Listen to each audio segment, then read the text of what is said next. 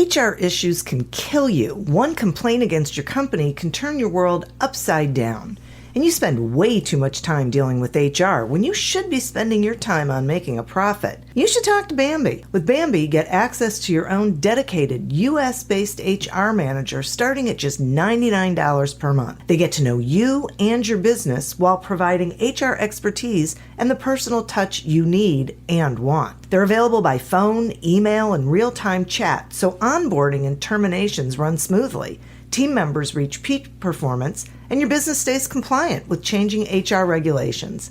And with Bambi's HR Autopilot, you'll automate important HR practices like setting policies, training, and feedback. HR managers can easily cost $80,000 a year, but Bambi starts at $99 per month.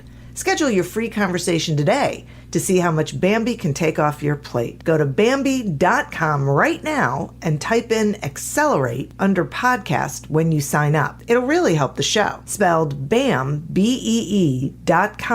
Bambi.com. Type in Accelerate. Welcome to Accelerate Your Business Growth, where we're exploring all sorts of business topics. Experts from around the world join me, your host, Diane Helbig, for a conversation where they share their expertise with all of you. Take what you need when you need it. Featured on Inc.com, Forbes, and MSNBC's Your Business, this podcast is recognized as one of the best podcasts for small business, sales, leadership, social media, and more. When it comes to business, Accelerate Your Business Growth has got it covered. And now on with the show. My guest today is Jody Grunden. Jody is an accounting visionary with over 20 years of experience. He co-founded Summit CPA Group in 2002. As the leading provider of virtual CFO services in North America, Summit provides professional virtual CFO services for over 100 companies across the U.S., helping business owners dive deep into the financial side of business to maximize profits, minimize taxes, and increase cash flow. Jody is also an industry speaker and a published author. Thanks so much for being here today, Jody. Yeah, thanks, Dan, for having me on. Absolutely. So we're going to be talking about for dynamic forecasting and cash reserves and all the fun stuff that, so many small business owners love to talk about. But, I think by the end of this, they'll feel really good about it. So we're going to dive in. Let's start with cash reserves. How much money should a business owner have in their cash reserve? Great question. So when we look at business owners, we look at businesses in general, and I'm going to talk about service-based businesses to kind of keep it on the same level. You want to look at about 10% of your annualized revenue you should have in the bank at all times. So if I'm a $1 million company, then I should have about $100,000 sitting in the bank. $6 million company, $600,000. Now, what does that mean? That doesn't mean that it's all sitting in your operating account, not earning any money or interest and stuff like that. You want to have about roughly two payrolls in your operating account at all times. And then the remainder amount of that 10% should go into this cash reserve account. And that cash reserve account could be a money market account. It could be a high interest savings account, something that it's very liquid that you can actually, utilize yourself.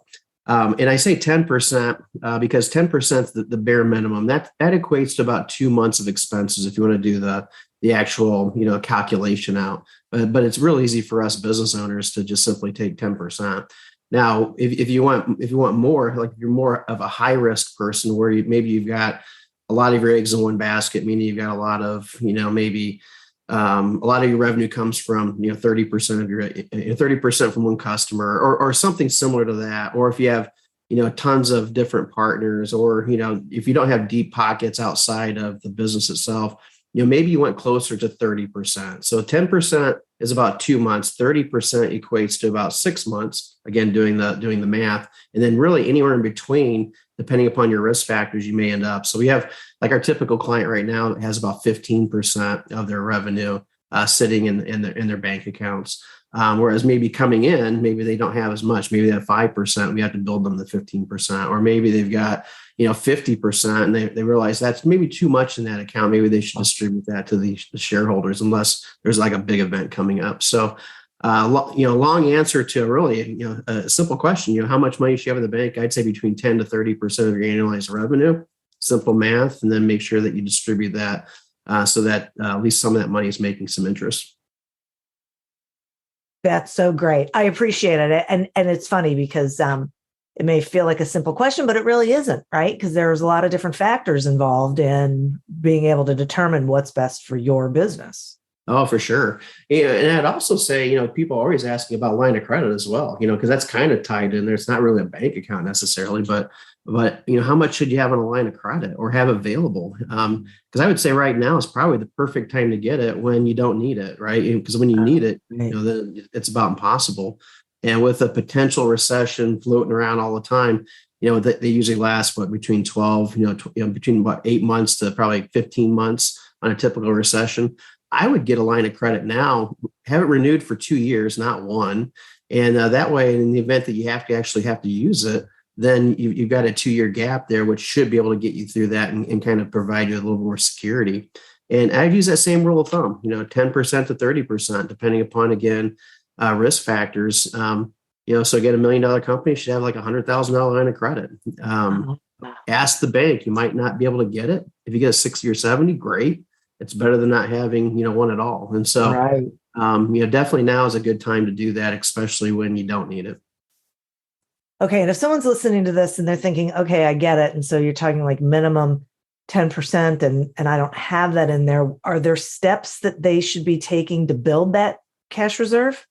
Oh, 100%. Yeah. It's kind of funny because when you don't have a forecast put into place, and it's kind of leading probably in the next question here, a lot of times people just kind of drift, they don't, they never get ahead of themselves. They're just kind of in the same place over and over again.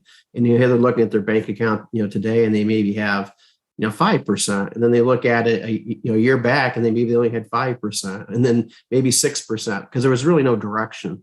But now I think once you have that direction or that goal, then it's a lot easier to shoot for that goal. And in doing so, that's where a dynamic forecast really gets, really huge in order to actually implement that. And what I mean by dynamic forecast is that it's got to be something that you put into place and that you manage every single month, sometimes every week. And, you think about that. Well, what does that mean? Because usually you put your forecast together back in like November, December, you look at it and then you kind of compare yourself throughout the year. How are you doing compared to what you did back in the November, December? That's really not a forecast. That's not how you use a forecast.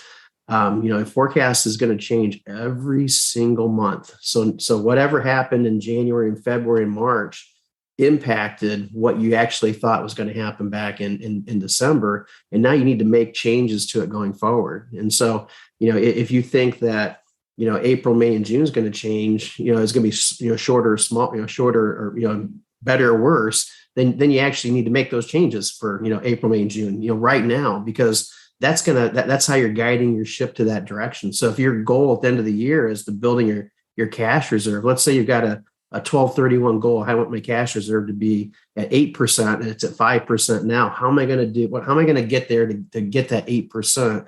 And then I've got to make changes every single month because life happens every single month. That's going to affect that, that forward-looking, vision. So it's super important to have a dynamic forecast that's tied in to the goals we mentioned there. The cash reserve goal. The most important thing you can have in a business is cash, and that's the big goal that you want to strive towards. Yeah, boy, this is so important. I mean, I know when I'm talking to clients about like their sales goals, and what I say is you have to monitor those every single month to see, you have to bring them down to a monthly level, not annual. And then you have to monitor it because you can make adjustments in real time. But if you aren't paying attention to it, you get to the end of the year and there's a good chance you didn't hit the mark and you have no idea why. So, you can't do anything intelligent. Well, it's like when you drive down to, let's say you live in Michigan or, in one of the northern states and you want to visit like Florida. You can easily do it. There's a lot of ways to get into Florida, right? You can hop in a car and you can just drive south. You're going to eventually get to Florida, guaranteed. You might be in Texas first, but you're going to eventually move over and figure out, and you'll get to Florida. But then they invented this really cool thing called the map, right? And then the map had all these really neat things, and you're driving. The only problem with the map is that it didn't have roadblocks, it didn't have wrecks, it didn't have all that kind of stuff in there. And then you had to figure out, how am I going to detour it around while you're driving with this map in your hand? And so that kind of went with technology. Now you got the GPS system, right? And so the GPS, you're actually driving down there. It warns you ahead. There's a collision 2 miles up. Take this road, and you're moving over, and you're getting to Florida in a fast manner. And you're getting there at the quickest time. Most generally, a couple times the GPS will screw up and take you on a reroute. But with that, you're always getting to that destination quicker. The quickest, best way of getting there, and that's really what that forecast does. You line it up, and it's built on non-financial indicators. And I'll explain what that is in a second. Okay. What that does, it allows you to make adjustments throughout that entire year, so that when at the end of the year, you know exactly how you got there, why you got there, and there's no surprises. The surprises are the small rocks that hit you in the face as you're going around, but you took that detour around it. So you adjusted for it, and then you adjusted your end goal. Now, the non-financial indicators are probably one of the biggest, or actually the most important things when you create this forecast, because you want to create it on something that you actually have control over. And I always talk about and give the example of like a trucking repair company. If I were to tell the owner of a trucking repair company, hey, put your forecast together, they're going to maybe take last year's numbers, and they'll maybe say, you know what, I'm going to increase it by, let's say, 5 or 10%. And then they go ahead and do that. And they may take the annual number divided by 12, or they may take, just what happened that month last year, add 10% to it. There's a lot of ways that they may have come up with it. And I would say those are great, but they're not helpful. The ones that you need to do is you need to figure out, how many trucks are you planning on running through the shop? What's the average repair going to be for those trucks? And then, how long is it going to take you to get that repair done? And so what you're doing is you're taking the things that you as an owner can control and figuring it out, and then taking that information and building that revenue forecast. And that's the key there, because now I can meet with you the next week and say, hey, or next month and say, hey, we had down here that you're going to push 6 trucks through, and that was going to generate $1 million of revenue, or $600,000, or whatever that number is. You missed your target. Now you only put like 4 trucks through. So was that an exception, or do you think we need to change our forecast going forward? Because now, because you said 4, and we've got our forecast based on 4 or 6 or whatever that is, and you came in at 4, do we need to adjust it down? And it's like, no, that was an exception. This happened. And so then we keep it at 6. And then next month rolls around, same conversation. Hey, you only had 3 this month. What do we do? Do we change it? Yeah, probably should change it. 2 months in a row. So now we'll bring our forecast down, and we're planning now on, hey, instead of hitting that 8% cash goal at the end of the year, maybe it's now 6 or 7%. But we've made note of that, and we've adjusted for it right away, so we understand what's happening to control it. And it may be, now I know that 3 or 4 is going to be the regular. How do I get that back up to 6? I get that back up to 6 by doing X, Y, Z. Maybe it's business development. Maybe it's production. Maybe it's marketing. Maybe all these different things I need to do to get it back up to where you can then readjust that the next month. Hey, we're trending back to 6 now. Let's move it back up to 6. And again, that's where the dynamic part comes around, right? Because you're constantly changing it to adjust to hit that goal. And it's so amazing that when people put that goal out there, whether it's at 8% cash reserve or 10% or 15 or whatever that is, just by putting that forecast in play, they tend to hit it. And it's amazing. The folks that never put it out there tend to miss it all the time, because there's never a goal out there. So the goal is the biggest part of it. And you know how that goes. You've been advising people forever. You've got to have that goal out there, and then you've got to have a really concrete way of getting to it, not just simply, I'm going to increase my revenue by 10% and magically that's going to happen. And I love this, then evaluating what happened and what do we need to do? Do we need to make an adjustment? Are there other things that we need to add in? I think it, for business owners who feel like, oh, I don't know, this just feels so big, I don't know how I could possibly do that. It's actually liberating, right? Because like you're talking about, it gives you so much clarity around what it is you're working toward. that you can put all those pieces in place, and then you can evaluate them in real time and say, well, I thought this was going to work here. It didn't. So let me shift it to something else, instead of just throwing up your hands and saying, I don't know what's going on, or I don't know how to make this happen.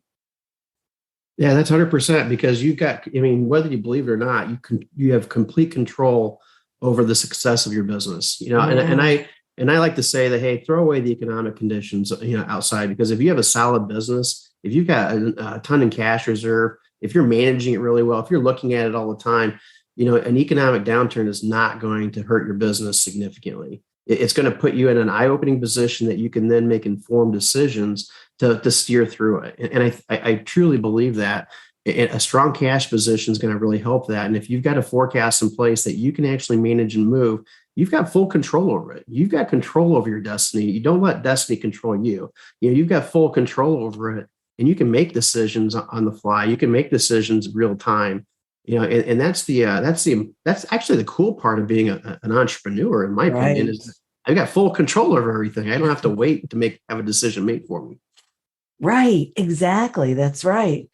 Welcome to Don't Retire, Graduate, the podcast that asks you what you want to be when you grow up so you can graduate into retirement with a purpose and a passion, whether you're 25, 85, or any age in between. Gain actionable financial and mindset tips from your favorite authors, podcasters, and influencers to help you reach that exciting next chapter. Listen now and start building your path to financial freedom and reframing what retirement can mean to you. This is your host, Eric Brotman, reminding you, don't retire, graduate. Hey there. Are you interested in building your brand, whether it's personal, startup, or corporate, and developing your leadership skills? On Mentor Dialogue, come join me, Mentor Dial, as I interview some of the world's most interesting personalities, entrepreneurs, business people, and authors. I'm proud that this podcast, which is available through all your favorite podcast services, is part of the Evergreen Podcast Network. Check out the Mentor Dialogue show on leadership, transformation, and brand strategy, where you'll get stimulating conversations that elevate your energy and spark change. All right. So what's the difference between long-term and short-term cash planning? Mm-hmm. So they're kind of tied into. So we're talking mostly right now long-term cash planning, right? So we're talking about, hey, I'm going to take that 12-month look, 6-month look, 3-year look. Heck, I look 5 years out, and so I've got my forecast put together, completely dynamic for 5 years. So it adjusts all the time. So I'm looking at my numbers. What happens this month? I see, hey, is my 5-year target still there? What do I have to do to adjust it? So I'm always looking at that 5-year target. So that's kind of the long term. Now, you don't have to be a geek like me and look out 5 years, but at least do it for 1 year, at least do it for 2 years, 3 years, maybe determine, hey, what's your exit strategy? Maybe you want to look at it for 3 years. I want to get my business to X level within 3 years and then sell it for the highest multiple. How am I going to do that? And then you just create that plan and you go for it. That's that long-term strategy that we're talking about. And that's with the dynamic forecast. The opposite is in effect with the short-term cash flow strategy. So the short-term cash flow strategy, you need to know what your cash is going to be on a weekly basis for the next 13 weeks.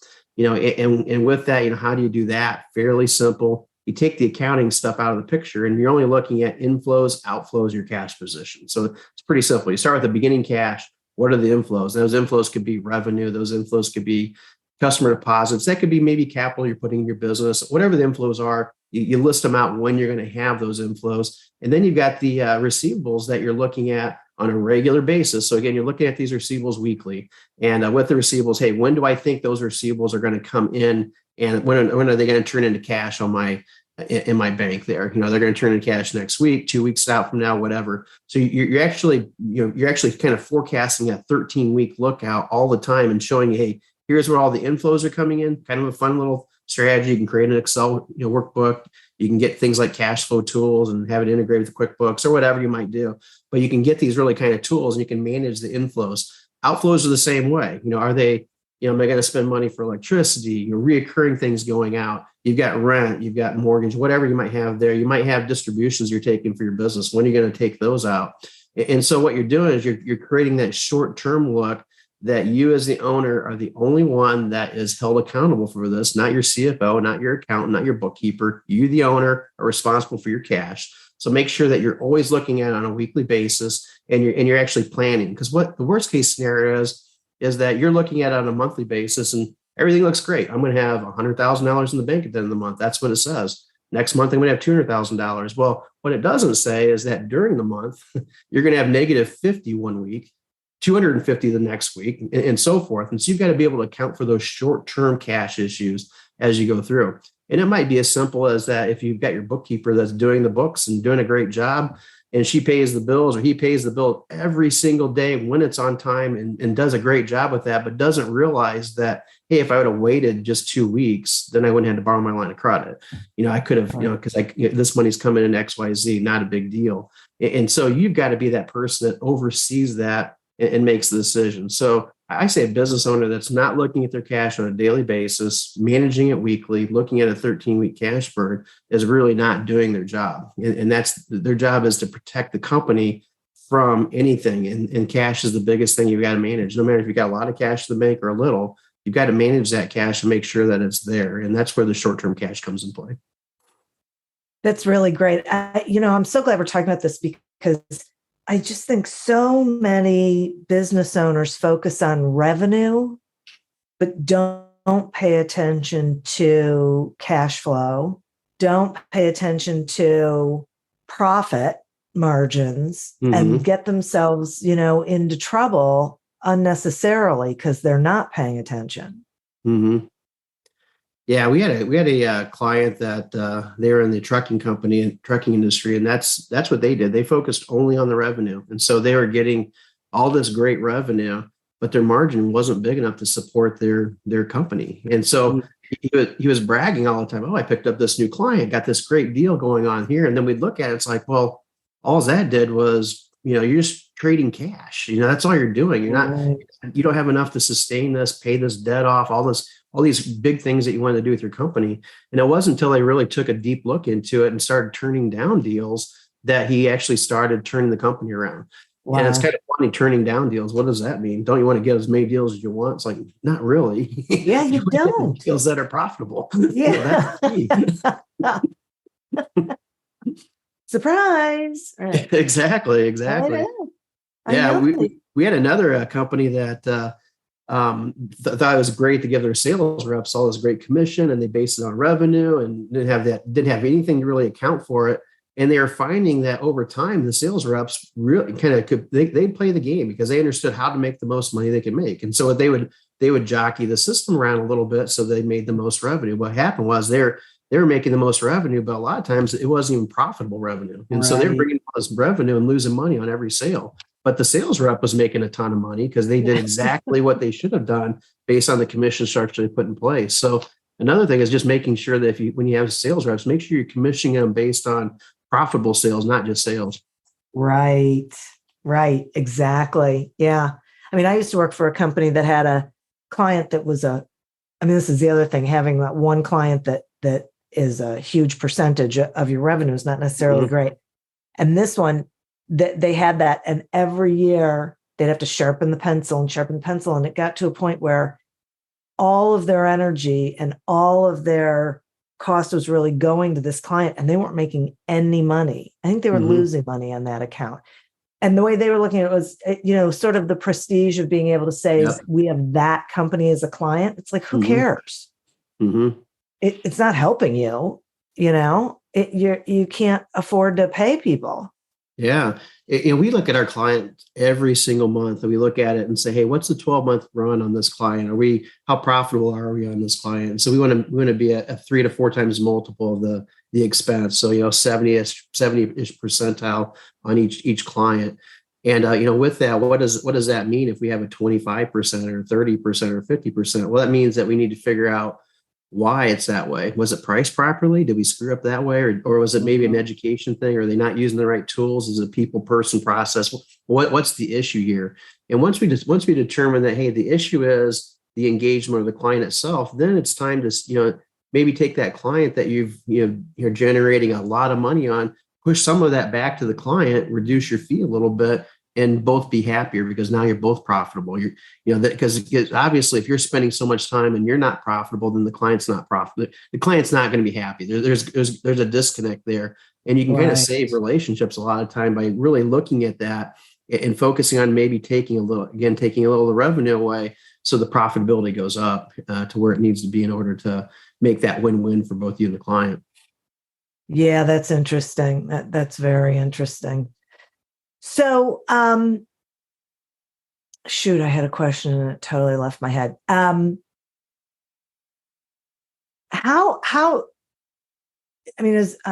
so many ways I could ask this question, so I'll just ask it the way I was about to. Yep, let's hear it.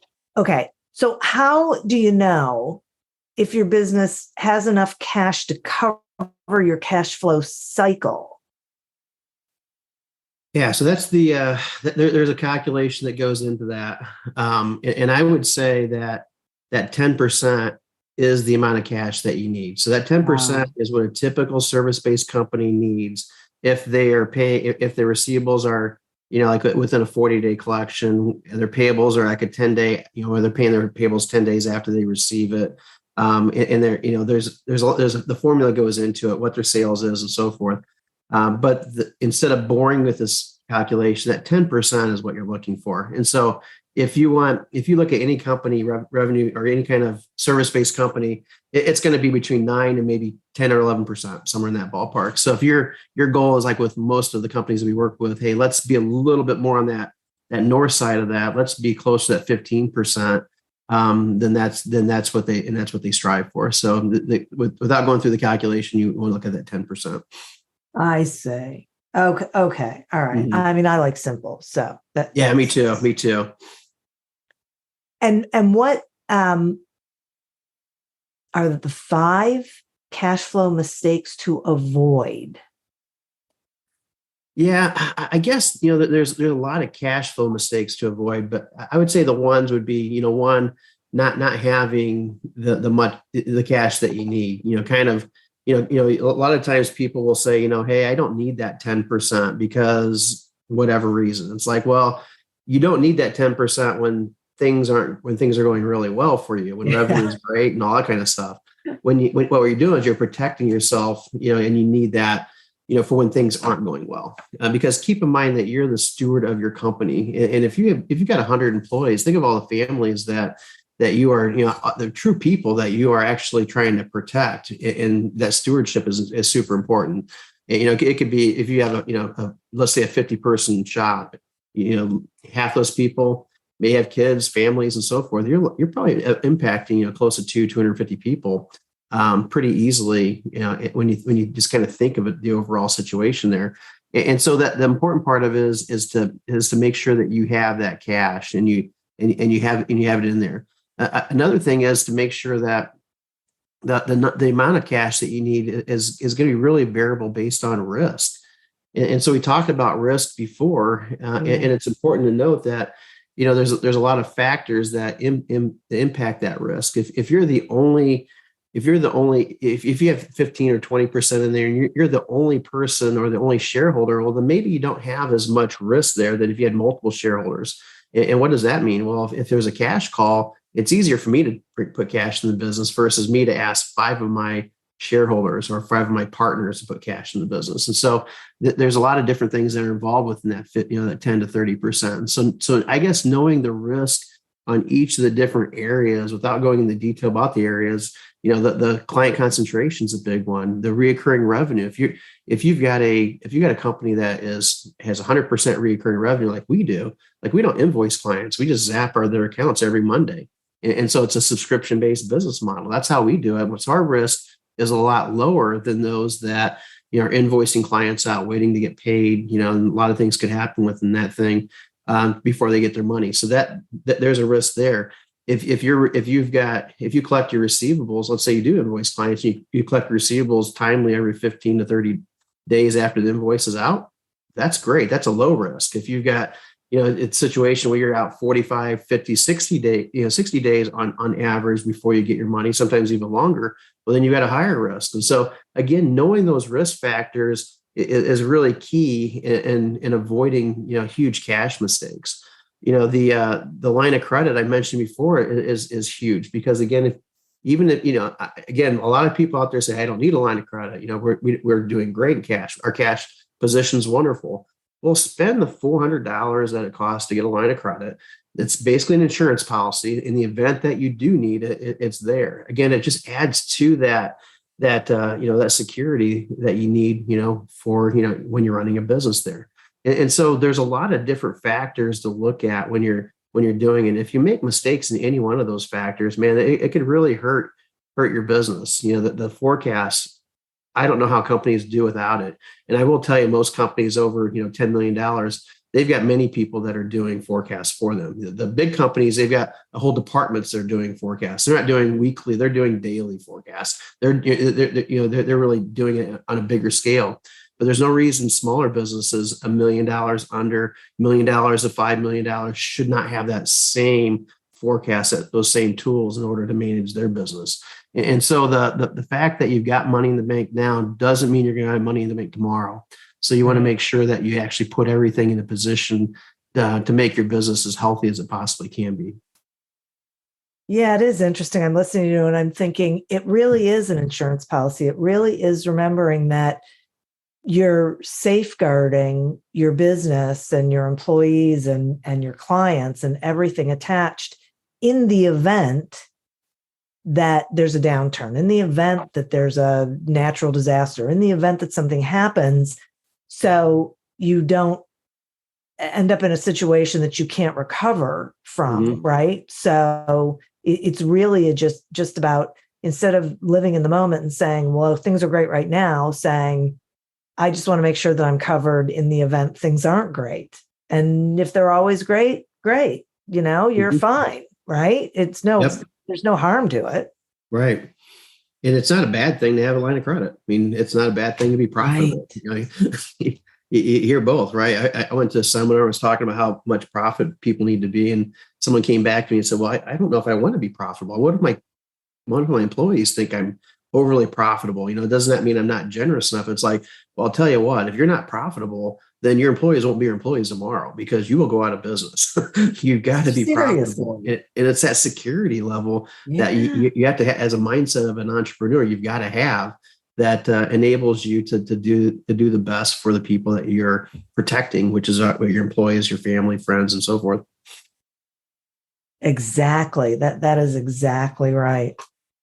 Oh my gosh, this is such valuable information. And I appreciate the way that you share it and explain it and the examples. I mean, it just makes I was sitting here listening to this going, yeah. It's just all about living in reality and safeguarding. And it's not as difficult as it sounds like it might be, or overwhelming, I guess is really the word I would use. So thanks so much, Jody, for being here. Will you tell the listeners how they can find you and where? Yeah, sure can. Diane, I had a great time. It's been a great conversation. I appreciate, again, being here. But if they want to reach out, they can always look at or check our website out at summitcpa.net, SUMMIT CPA.net. Again, I didn't spend the money on the .com, so that's why it's .net. And then they can feel free to email me as well. I return all my emails, Jody, Jody, at summitcpa.net. I'd be happy to hop on a consultation just to answer any questions, you might have with profitability, whatever. It doesn't make any difference how big or small you are. Feel free to reach out. I'd be happy to help you out. Oh, that's great. Thank you for that. I appreciate it. I'll make sure that's in the show notes. And listeners, thank you. You are who we're doing this for. Thank you for tuning in to this episode of Accelerate Your Business Growth, a production of Evergreen Podcasts. Discover more episodes of this podcast and explore others at evergreenpodcast.com. As always, continue to prosper and be curious. And if you're looking to get your sales strategy headed in the right direction, pick up a copy of Succeed Without Selling on Amazon or wherever books are sold.